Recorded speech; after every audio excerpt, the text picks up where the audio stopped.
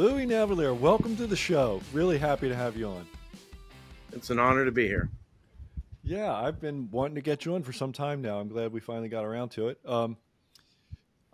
You were one of the first people when I got into this business a long time ago, back in um, the late 1990s. You were one of the people that I used to read, and and you're still here, man. You've been doing this. I was looking up. Do I have it right? You've been publishing your advice since 1980. Is that right? Yeah, yeah. Wow. I've been at it a long, long time, 40 plus years. Yeah. So I wonder if you could. This is your first time on the Stansberry Investor Hour. So just for our listeners' sake, maybe you could give us a little bit of that backstory because I know I'm curious. When did you start in finance like right out of college? Not quite. I went to work for the Federal Home Loan Bank. I was essentially a bank analyst. The yield curve was inverted back then, so we had to merge a whole bunch of banks into each other. Hmm. It was interesting. Uh, what we were really doing, we were trying to get them FSLIC or FDIC insurance. Hmm. So we could never fix their cash flow or make them solvent, but we could merge the big one into the little one and amortize their loans to kick the can down the road and defer the regulatory heat on them. So that's what we really did, and we manipulated the books, for lack of a better word. And although I work for the regulator, so I'm not embarrassed by that. But it did scar me for life, and that's why you hardly ever see a banking stock in any of my portfolios. I see. Yes. I tend to think of But all but what I banks. was doing, Go ahead. so you know, is before I took that job, I was in the right place at the right time Hmm. in college, and some folks from Wells Fargo came over and used the students to do a lot of their programming for them on mainframes, and they were trying to build index products because they had passed a law called ERISA. Hmm. And the way the lawyers were interpreting ERISA, they said, "Gee, if we just could match this benchmark, the S&P 500, we could absolve ourselves of all liability." So my job was to build what we call tracking portfolios that mirror the market. There's a lot of quant there. You got to have your beta to 1, and you got to get your standard deviation really low and tight, and you got to have the sectors right. Anyway, I figured I needed 332 stocks to mirror the S&P, and I was a failure. I kept beating the market. So I learned in college that I was lied to, that there are anomalies and efficiencies in the market. I'm originally from Berkeley, California, and what they teach you in around Berkeley is that we really need to earn the same amount of money when we invest, because if I try to out earn you, I'm going to create social unrest, and it's going to create lots of problems. Mm. So I rejected that thought, and I didn't. So I just set out to document there were anomalies and efficiencies in the market, and that's what led me to publishing. And then we started with large caps. We started originally with small cap stocks and spread the large cap stocks by 1991, and then got pretty good at that. And the other comment I have is we publish all our research now in the public domain through Investor Place. So we're very proud of that. All right. You mentioned banks, and I tend to think of them all financial companies as black boxes to a great extent. It sounds like you looked inside the black box and did not like what you saw at all. I don't like the banks at all. I don't like the whole industry at all. I can explain 2008 pretty easily. I wrote a white paper on it, but we essentially blamed the credit markets for destroying the stock market. Essentially, Spitzer took out Hank Greenberg from AIG, and they couldn't find anybody to run AIG. And by the time they got their third CEO, some auto insurance guy, they had lowered the price of the credit default swaps really low. Then when the credit default swaps defaulted, it just created this cascade of selling. And down here, in Palm Beach area, we had people bragging that, well, I'm earning 13 to 16% a year tax-free. I don't need your advice. I wasn't soliciting my advice, by the way, but that's just how they like to talk around here. And so I went to one of these presentations to see how are these people earning 13 to 16% tax-free. And Goldman and Citibank and a bunch of other big institutions were selling them leveraged muni products, where they would leverage the munis literally 6-to-1 or more. And they were A-rated munis, and they were, again, earning 13 to 16% tax-free. But what happens when those credit default swaps broke, they had to unwind the leveraged munis very quickly. And when Wall Street sees you coming, they drop the bid. So these people ended up losing 97% of their money on these leveraged muni products. The guy I'm most familiar with is a guy named Jack Lew. He ran alternative investments at Citibank. And I went to one of his presentations, and it was impressive. He's an impressive fellow. But he did lose 97% of people's money. And he did lose his job at Citibank because he lost $21.1 billion. But he subsequently got a new job. Do you know what his new job was? No, I don't. Any guess? Oh, Treasury Secretary. Treasury Secretary. Yeah. Oh, wow. That was So worse than I thought. our former Yeah. Okay. Treasury Secretary, this is a guy that can't sign his signature. He's got zeros. Used to scam senior citizens here in South Florida. Wow. And that's how you know the media is fake, okay? Because he's protected. And anytime he goes on CNBC and stuff, I just cringe. Wow. So, yeah, it scarred me for life. And now what's everybody's wondering, market's running. What's going to be the next black swan to take out the market? And I hate to tell you, it's going to be the private credit markets. My oldest daughter works for Morgan Stanley. She just sells private credit. My son-in-law works for Merrill Lynch. He just sells private credit. And that's where you can get 11% yield. Now, they'll tell you there's a window to get in, and there's some exit windows, but they're not always available. But they're selling 11% yields to the wirehouses right now. And they're also selling, private equity and other things. Probably the best example is McKinsey took over Morgan Stanley and said, stop selling stocks, start selling all this stuff that pays us more money. And remember, they had this strategist, Mike Baker, who was perpetually bearish. I think he finally turned bullish. That's a bad sign. But, they were just trying to divert money to sell this stuff. But they're now leveraging debt again. Now, it's only 2-to-1 from what I can tell. My son is finished up an MBA at Stanford. He used to work for Bain Capital. These private equity guys are using the private credit stuff to fund their deals, and the money's not cheap anymore. So I worry about private equity. I worry about just an implosion in this business. I mean, it's dominated by Apollo, Blackstone, BlackRock's getting in it, and it's in a year now. A decade ago, it was like $438 billion.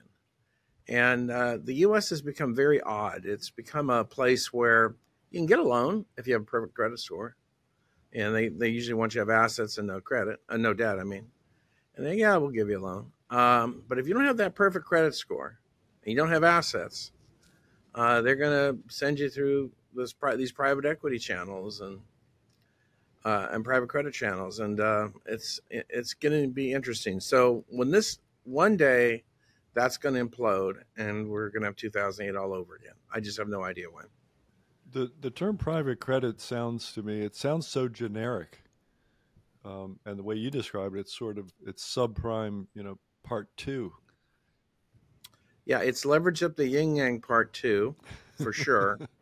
And 11% yields are just not sustainable. But it's a problem. Interesting. So I wonder, it sounds like PE is a huge borrower then. Yeah. And it sounds like you're also telling me that individuals with poor credit are essentially being funded by, the loans that they're taking on come from private credit issuers. Correct. Like the subprime auto loan business. Right. The check cashing stores, all that kind of stuff. Yeah. So and auto, the predatory lenders out there. And of course, you may know that Joe Biden's been financed heavily by Capital One and people like that. So right. So there's a certain group of people out there would like people in duress. Yes, and auto loans are the delinquencies are rising, aren't they, right now? Yeah, the Philly Fed does some good work on that, on 30, 60, 90-day delinquencies. They've all risen. but apparently the bubble hasn't been pricked yet. And we really can tell when the banks provide their guidance after the quarterly earnings. They'll provide guidance on their loan loss reserves. But yeah, if you run a credit card company, you expect at least 1.5% defaults. And then if you provide, like Citibank does this, they provide credit to, all kinds of retail chains. You can get a credit card from them, and it'll be a Citibank card. They expect up to 4.5% defaults on that kind of credit. Right. So what level, when they start going 5 or 6%, are you worried, or does it have to go higher than that? I haven't got my alert. I've just got that people are a little behind on their bills. Okay. But the actual default rate after 90 days has not gone up. All right. But the recently. So, obviously Trump's been elected. Obviously his job is to rejigger the manufacturing sector, which was in a recession for over 2 years, according to ISM. And so if he can get that going again, that would help immensely. I said on Fox News, the key to what he's doing is to get the velocity of money up, which is how fast money changes hands. Yep. And so the more we're out and about spending, the more we're lifting all the boats out there, and prosperity starting to rise and spread. So I think we're going to have that. I think we're starting to get it now, and I think we'll have it this holiday season. I think we'll have it entering the new year. And it helps when you have a funny president too. But yeah, it's important to laugh. Anyway, and Trump is funny, just so you know. He's hilarious. Yes. I don't go to Mar-a-Lago, but I see him, and he's a very nice fellow. And it's kind of weird though. In between the presidencies, he was running around like the maitre d' and saying hi to everybody. Now he's going to be roped off and busy meeting with people. But right. But going back to the prosperity rising, the velocity of money picking up, it looks pretty good. We do want to get these wars out of the way. Right. We need Saudi Arabia to join the Abraham's Accord, acknowledge that Israel exists, and isolate Iran. And then we have to get the Ukraine and Russia to stop fighting with each other. Why Biden had to pour, fuel on the fire by letting Ukraine launch long-range missiles into Russia's another nightmare. And of course, he approved all the landmines, which of course are banned by the UN. And then what else did he do? Oh, yeah, and we evacuated the embassies. Yeah. So, yeah, when you're evacuating the embassies because of fear of missile attacks, it's not a good sign. So Trump's got to fix that ASAP. You think he really can? He's very confident, of course. He represents himself. He says, if I were in office, they never would have done it to begin with, and I'd have fixed it in a week if they started. So, but you really just look at the Russian ruble. Just look at the Russian ruble. They need an exit strategy. Obviously, he's going to let them keep the land, whether it's Russian land or disputed territory, doesn't matter. And Ukraine can't come back because we've obliterated. The country's been obliterated and lost 40% of its population. So it's kind of hard to grow when you just lost all your people and your infrastructure's been. Zelensky ran on doing a peace deal with Russia. Boris Johnson talked him out of it. We talked him out of it. We were doing our bioweapons in Ukraine. Those facilities have been moved. We were doing a lot of cyber hacking out of Ukraine. Apparently that's been moved. So whether that's in Poland or, Bulgaria or someplace, that's who knows. But I do know that the U.S. doesn't like any country to be neutral, and Ukraine wanted to be neutral. And the U.S. told them to pick sides. And obviously there was some money going back and forth between the U.S. and Ukraine, but now it's time for that money to go to America and fix our country. All right. Well, I remain skeptical about what any given president can do, but hey, I'm on your side. I want less war in the world. Well, Dan, I've become a little more optimistic lately. I was reading reports this week from unnamed sources and whatnot out of Russia about how Putin would be open to negotiating the end of it, and Zelensky too. So both sides are open to it finally for the first time. There's no men left in either country. Now Putin doesn't grab them from Moscow or St. Petersburg because that's his power base. Mm-hmm. But if you live in Siberia, you're going to the Ukrainian front. Yeah. And of course, Putin, Russia has incredible demographic problems. And Putin has asked the women to have, 8 or 9 children. And the women have said, where are the men? Minor problem, And the one thing people have to understand is, regardless of who we elect, the U.S. is food and energy independent. We still have household formation. We have a lot of pro-family places in America, the South, the Mountain West. And then we still have orderly immigration. I know we have disorderly and orderly immigration, but we do usually let in 1 million or so green card folks every year. And so we assimilate immigrants better than everybody else does. So we're kind of the oasis out there. It's just the U.S., Brazil, and India that are growing, and Brazil's going to stop growing soon. So it's very hard to grow your economy. China lost 2.08 million people last year. Europe is now shrinking badly. Germany's in a serious recession. They're going to have an election in February. France's PMI just collapsed. Obviously Macron as his party's a minority in France, and the majority party, which is led by Marine Le Pen, wasn't able to get the job in the leading the coalition government, but she's tormenting him because she controls the parliament. So it's getting to be very, very interesting. And so you've got the 2 biggest countries in Europe just struggling economically. Germany's definitely contracting. France looks like it's contracting. And they're all complaining about tariffs.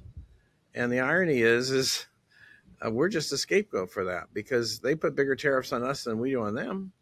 So when our buddy from Cantor Fitzgerald, who's now our Commerce Secretary, goes over there and has a chat with them, either they lower their tariffs to our level or we raise our tariffs to their level. And that's Howard Lutnick. And I think Howard's just going to have a lot of fun doing all that. So it's going to be a very interesting world here pretty darn quickly. Yeah, the Chinaman's curse. May you live in interesting times. We certainly do. Yep. So let's talk about equities. Let's talk about the U.S. I know you as the guy who's always recommending just generally growth stocks, and I can remember just decades ago, the market would take a dip for 10 or 12%, and then you would say something like, just buy your favorite growth stocks. You'll be fine. You'll be fine. Just hang on to them and you'll be fine. What are you telling folks today? Pretty much the same thing, but we are oscillating right now. Obviously, the week when Trump got elected was wonderful. Then we had to give all the gains back. Then the third week after he got elected, it was even better than the week he got elected. The gains were ridiculous. And we're still running now on the surface, but under the surface there's profit taking. So the way Citadel works, they're the big market maker. That's Ken Griffith. They have these mean reversion algorithms. Mm-hmm. So if a stock goes up 12%, it's going to have to pull back at least 4%. So the mean revision algorithms are underway now, and the market's rotating. We've noticed the market's trying to broaden out, but it didn't broaden out to quality, so we expect it to get more narrow again. Our testing shows that you got to be in the top 55% of fundamentals. That's absolutely imperative. And then if you can be in the top 5% of stocks, you'll make a lot more money. And so 5%, to me, it's still a very top 5% defined how, Louis? Well, by our grading system. We grade stocks. So our favorite stock is called a fundamental A stock. It's in the top 20% of sales, margin expansion, earnings stability, earnings momentum, earnings surprises, cash flow, return equity, analyst revisions. So those stocks are the creme de la creme out there, and they're explosive. That's stocks like Sezzle, SEZL, Powell, POWL, GigaCloud, MPTI, Vital Farms, that's VITL. That's a organic chicken layer. Chicken stocks are hot now. I got some other chicken stocks because there was a bird flu on the West Coast. It hasn't spread to the Texas or East Coast yet. So if you got some healthy chickens, you can sell your eggs for more money. Yeah. But it's my thing has always been finding little monopolies out there. And the first monopoly I found was Conair back in the 80s. They made hair dryers. I don't know if people remember big hair was not a thing until the 80s, Dallas and shows like that. Yeah. So Conair made these hair dryers and no one really competed with them for 4 or 5 years. Then my next monopoly was Tyson Foods, chicken chunks, chicken tenders. Huh. You talk to a kid. Chicken. Yeah. Yeah, you talk to a kid and you explain to them, like, back in the 60s, we didn't have these things, Yeah. And they look us confused, like, aren't they born this way? No, not quite. And, they're not made of chunks. Exactly. That was Tyson Foods, and they had a little monopoly going for 4 years. My third monopoly was Hanson Natural, and which became Monster Energy. Mm-hmm. And I remember I had the Red Bull guys in my office. My management company's out in Reno, and I have a home out there. And so they come in my Reno office, the Red Bull guys, because I had a friend that had an IndyCar team. And they're trying to sell them on Red Bull. And so these Austrian guys come in. They look like rock stars, long hair, wear leather. Yeah. They got the aluminum suitcase they open up, and it's like a camera case. And they pull out these drinks. They're in their lining there. We drank this stuff, and we thought, God, this is bad. Yeah. And I didn't realize it's supposed to be a college kid putting booze in it. You know what I mean? Yeah, right. So, unfortunately, my friend did not get that, or not get their sponsorship. So that was his problem.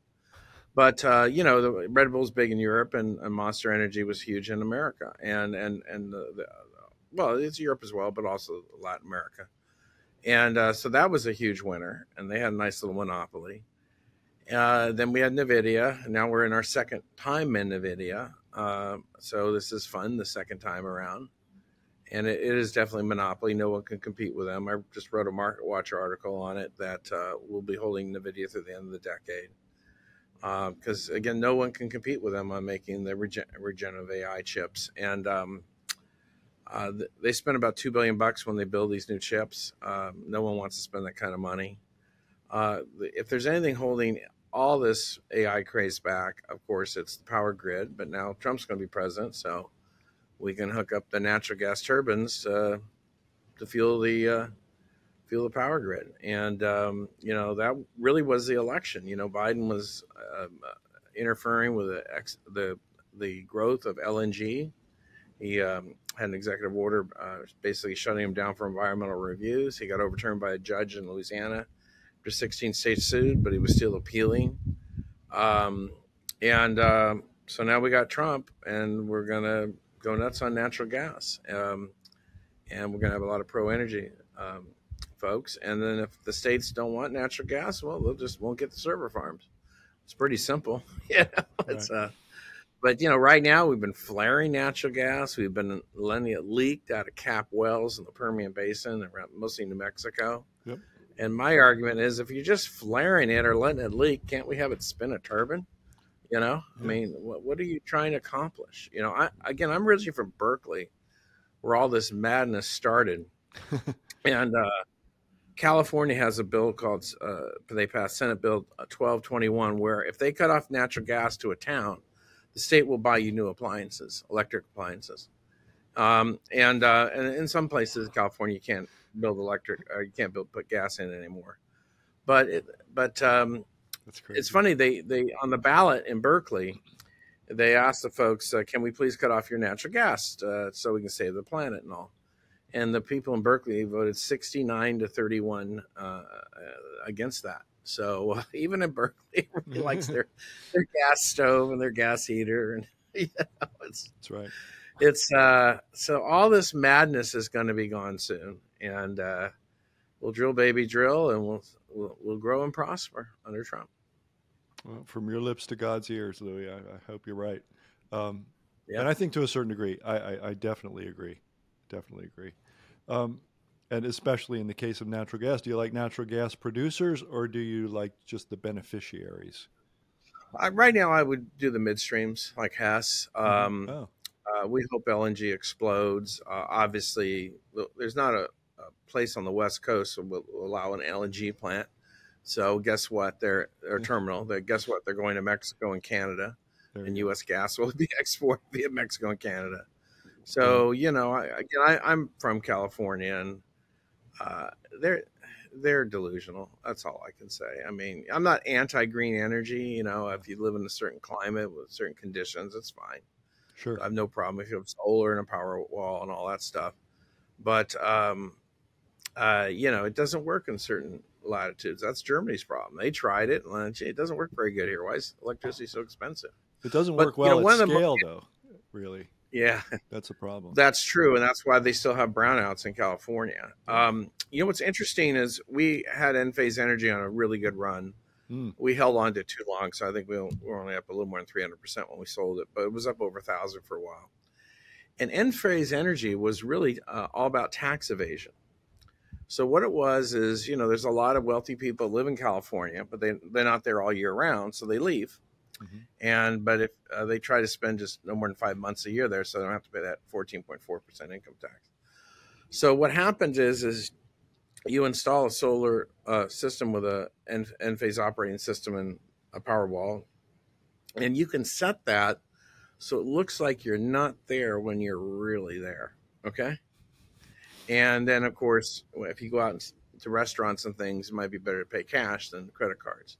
So I know one guy in California who got caught posting his golf scores, okay, because the gen system is public. But, I have a home in Reno, high in the hills, and we don't see our neighbors because they all live in California. And people say, well, if you're in Palm Beach, why are you in Reno? I says, well, the Schwab office in Reno is actually the biggest in the world, okay? No kidding. I'm an ex-banking regulator. I know where the money is. You know what I mean? Yeah. And, then in addition, having all these California residents around me that say they live in Nevada, we have all the California corporate money. Apple's there, Google's there, the Intuit founder's my neighbor, Cisco. They all keep their cash there. And also Washington State fuels that area too, because the state of Washington has a 2% tax on gross revenue. So guess where all Microsoft's money goes through? Microsoft's actually the biggest employer in Reno. Amazon's huge. So we get the big Washington companies, we get the California companies, and then we get all the Californians that say they live in Reno when they're really in Napa or wherever they live in California, Carmel, etc. So it's this is what makes America great. Our 50 states compete with each other, and even if one state screws it up, some other state will figure it out. And obviously, a lot of the tax-free states have been prospering, Tennessee, Texas, Florida. So that gives me hope. Yeah, I live in Southern Oregon where Californians have come over. Actually, when I lived in Washington, Californians were outbidding folks for homes there. And they're outbidding them here in Southern Oregon as well. So you're Ashland area? We're about 20 minutes. We're in Eagle Point. Okay, wonderful. Yeah, just out in the country. Okay with the storm? Bomb cyclone? Yeah, we really didn't see a whole lot of that. We're fine. Okay. It just rained a little bit more than usual. But this time of year it starts getting rainy anyway. It's going to rain from now till April. So, the worst thing I have to do is empty my pool out because they didn't install the automatic, device to drain it. So I've got to hook up a pump. But other than that, it was just a little bit of rain. It wasn't, a heavy rainstorm back east like where you are. It's a lot worse than what I just had to go through. So. As a matter of fact, when that happens here, we say, geez, it's back east rain out there. It's just uncommon. Well, you're in a gorgeous part of the world. I'll tell you, it's gorgeous there. Oh, yeah. Yeah, I mean, I live on a golf They're- course and look out at mountains and just gorgeous terrain. It's beautiful out here. Absolutely. Yeah. Yeah. So enjoy it. Oh, every day. Every day. Yeah. Um, Especially summer, you get those long days. yeah, summer. You know? People don't realize summer here where we are, like July and August, is triple digits, many days. Now that sounds brutal, but when it's 80% humidity where you are, Louis, it's 18% humidity here. And those triple digit days are great to be in the pool. That's the perfect day to be in the pool. So yeah, That's right. Well, it's that's wonderful. good life out here. Yeah. So now that we've established that we're all living the high life, and that we like for my Maryland humidity. That's not fun. Maryland. That's right. I'm born and raised in Summer, Maryland. yeah. It's a different animal entirely. Yeah.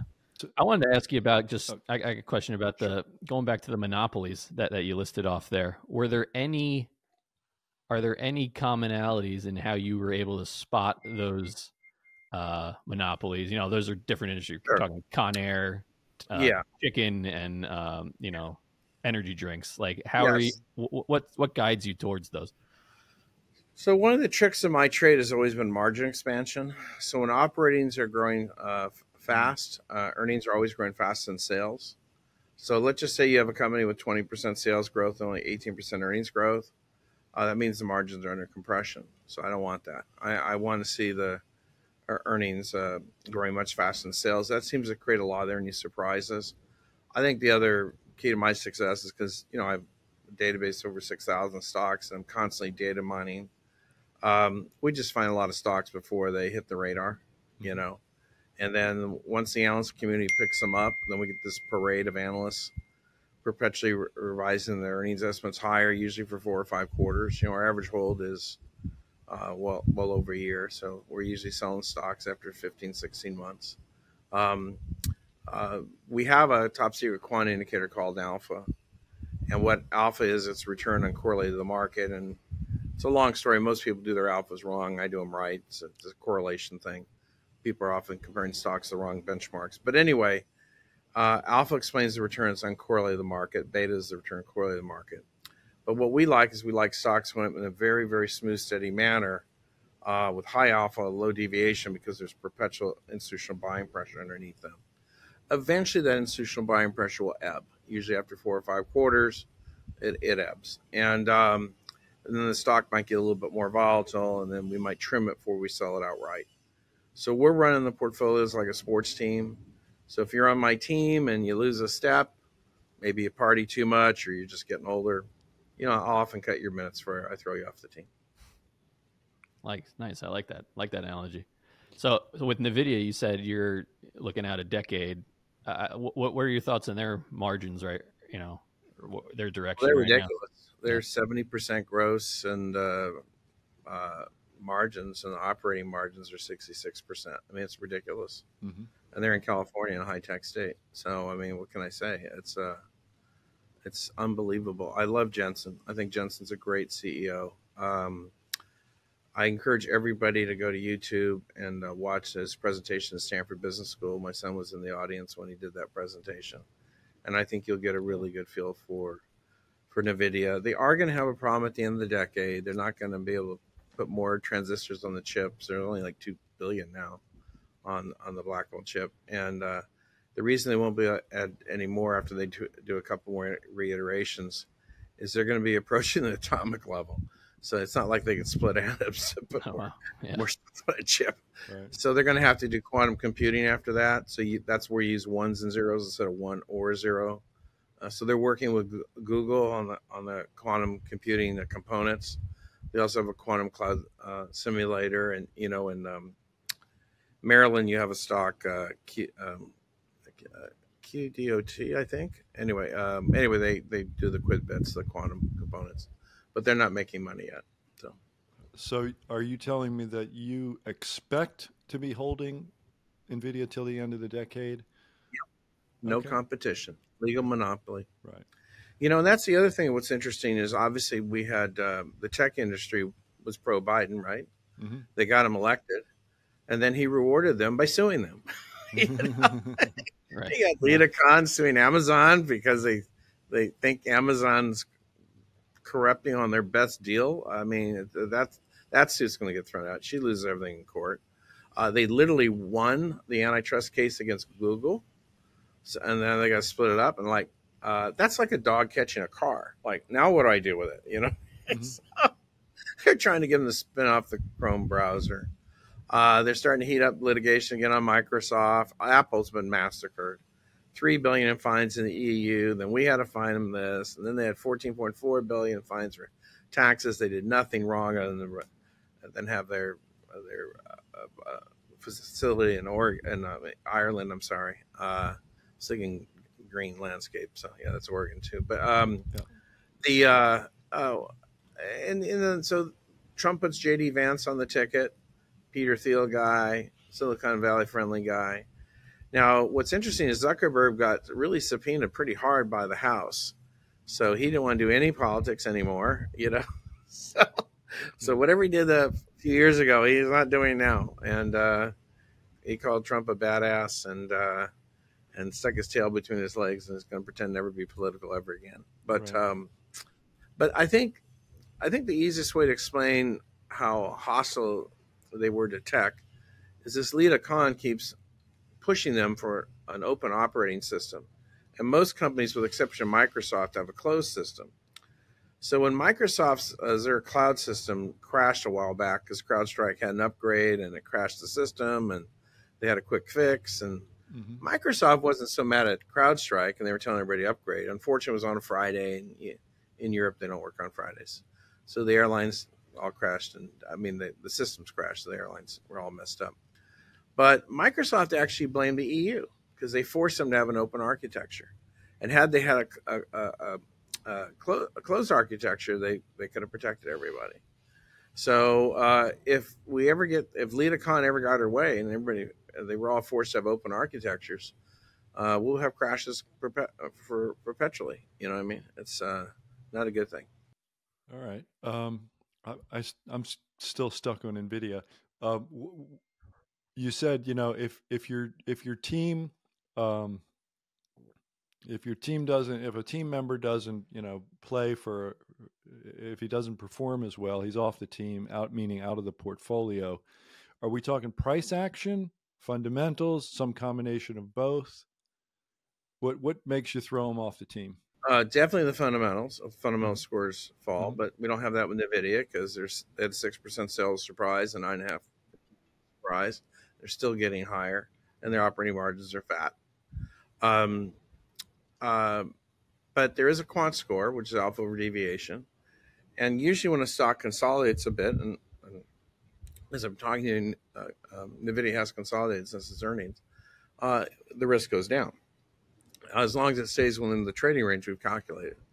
But if it breaks through that trading range, then that would send off a lot of alarm bells, and we'd have to reassess the stock. And obviously, we'd widen the standard deviation band. That happens naturally. But yeah, when a stock pulls back within its normal range, that's a healthy sign. But we're not worried about Nvidia at all. I have a friend in the AI business. He makes chips for Samsung. He's in Boise, and you're welcome to interview him. His name is Paul Deluche, and his company is Natural Intelligence. And most AI is just optimizing packets of things. Okay, like I get gun ads. Okay, I'm not a gun guy. Okay, but I get gun ads. I have a shooting range in my home in Reno. I just came with a house. I also have an RV garage, and I get RV ads. And I don't have an RV. So sometimes they look at where you live and they figure out you must need this. But you know, you could have like 400 precursors on people, you know, all your hobbies and things, and figure out what you might like and stuff like that.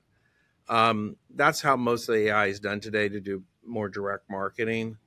But Paul's thing is basically building a super Alexa for the Samsung folks. So all the appliances that have Wi-Fi and talk to each other, they might figure out, oh, you forgot to get this at the store, or your kids forgot to take this, or it tries to learn your pattern. Or, by the way, did you know your food's spoiling? You might want to throw this out. And but essentially the AI that Paul does, it's like our pets. You know, our pets. So and they actually train us, you know. So basically, the super Alexas of the world, what's coming down, will be doing that for us. The super Alexas, yeah. Um, yeah, I've been hearing, that's interesting. I've been hearing about, you know, the intelligent home, the smart home, for many, many years. I've probably been hearing about that for decades now, at least a couple of decades. And now It works it's finally straight to the here. power's off. Works straight till the power's off. Yes, that's fair. That's true. Yeah. Yeah. All right. So, you know, just keep the power and have your own backup supply, and your home will remain highly intelligent. Um, Yep. yeah. A lot of folks where I live, Louis, a lot of folks, they have either solar and batteries, or they've got you know, backup diesel or something. There's a Yeah. lot of folks who are worried about that. Well, I'm on my second generator here in Florida, which is obviously hurricane related. We're fortunate it's a natural gas one, but it is my second. It's corrosive here, so they do fall apart. But I was shocked they were putting them in Reno. I says, we don't need generators in Reno.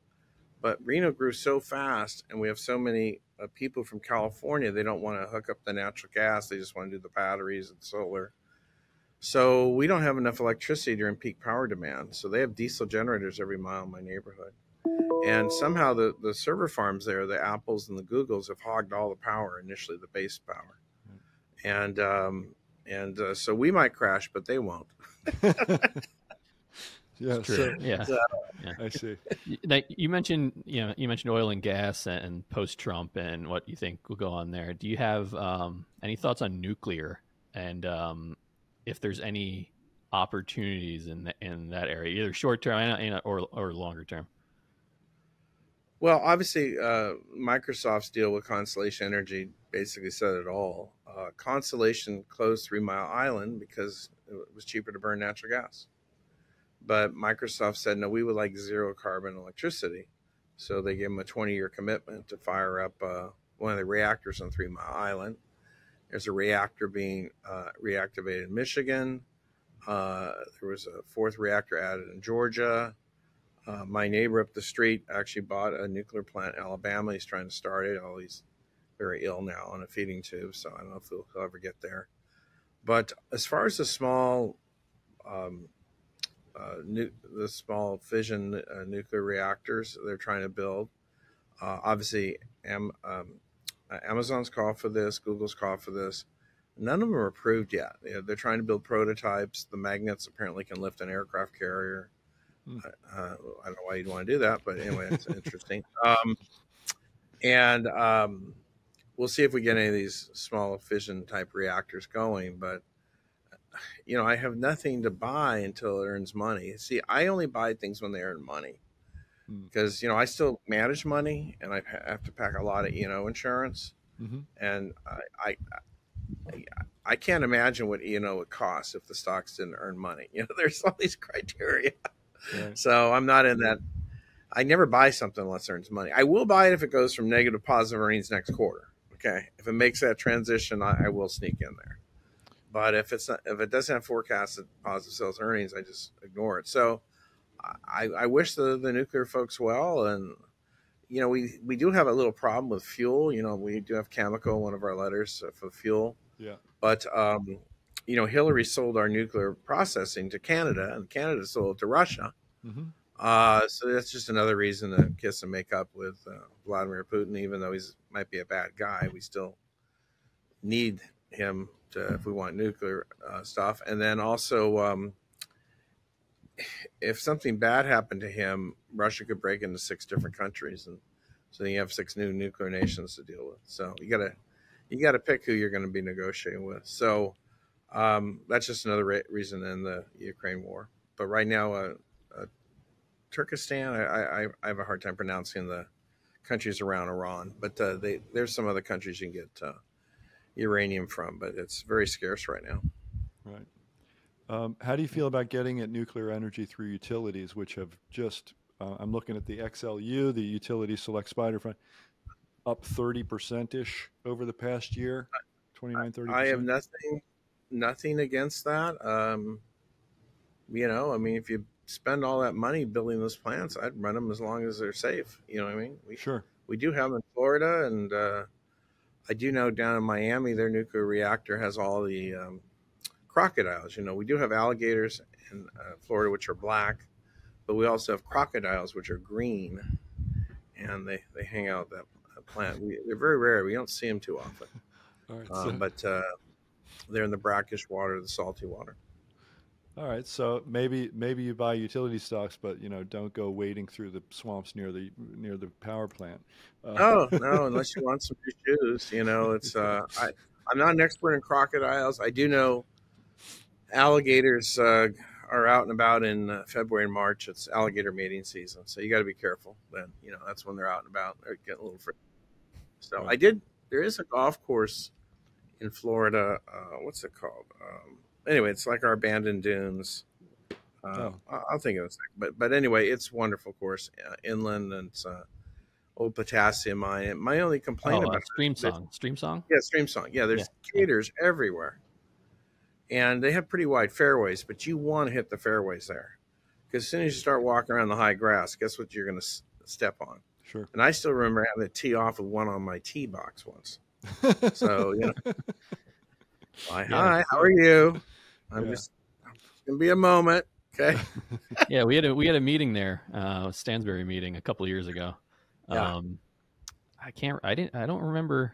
I guess I kept my ball straight that day, but yeah, I didn't remember seeing any animals. Yeah. Yeah, no, they're in the side. I haven't played the new course yet, the black course, but it's a nice place. Yeah, beautiful. Yeah, we've got geese, turkeys, deer, and the odd blue heron actually in Oregon year round. Yep. But no alligators. Knock wood. Yep. Yeah.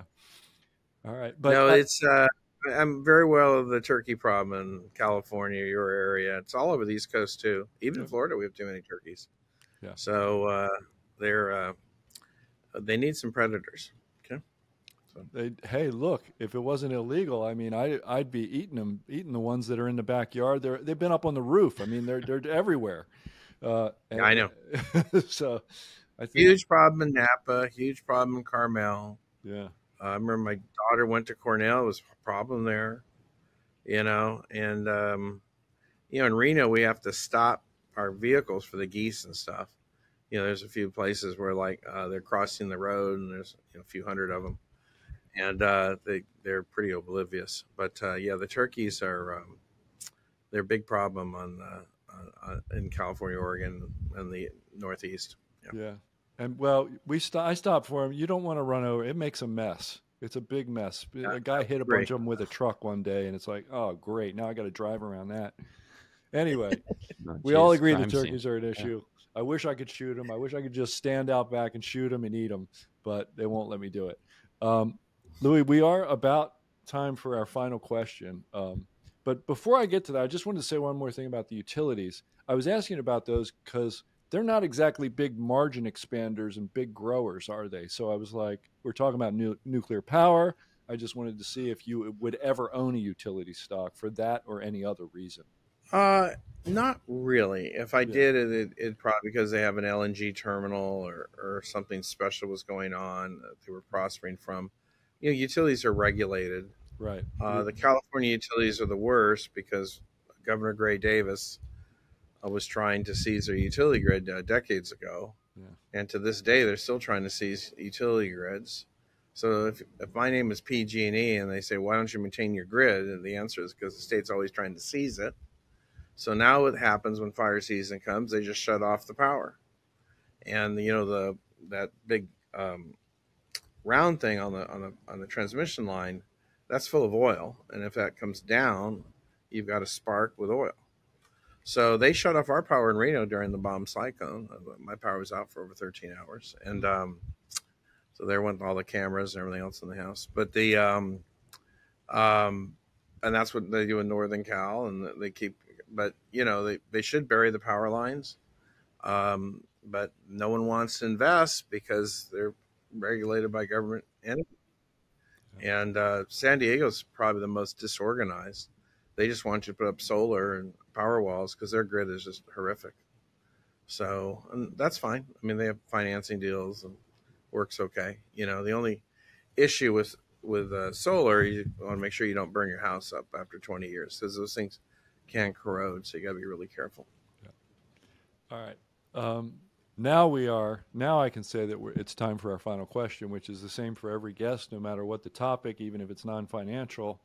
And if you have already said the answer, by all means, feel free to repeat it. And the final question is simple, Louis. Just if you could leave our listener with a single thought today, what would you like them to take away? What would you like that thought to be? I think that if we can get you the right stocks, these legal monopolies that dominate their business, it can change your life. And that's our goal. You know, my dad was a bricklayer. Obviously, I live on the ocean, and life's good. You know, I eat my own cooking, but that's our goal, is just to set you up for life so you don't have to worry. And but you're going to have to, you know, go on a nice little ride, and we'll find the creme de la creme for you. And obviously, it's a good time now. If you look at my batting average, it's super high in the 90s of winners. And but we have a lot of triple digit and 1,000+% winners now. And we just want to get you set up for life. That's my goal. And so we give away our research free to kind of tease everybody. Obviously, we have all those free letters and stuff. But when they're ready, we have newsletters to sell and start to upsell you. We're ready when they're ready. Okay. All right. Sounds good. Listen, Louis, thanks for being here, man. It was really great to talk with you. Anytime. Oh, you bet. Well, you'll definitely be getting invited back. Yeah, I saw Doc when I was in Baltimore the other day. He's a good guy. Oh yeah, he's a great guy. Yeah. Opinions expressed on this program are solely those of the contributor and do not necessarily reflect the opinions of Stansberry Research, its parent company, or affiliates.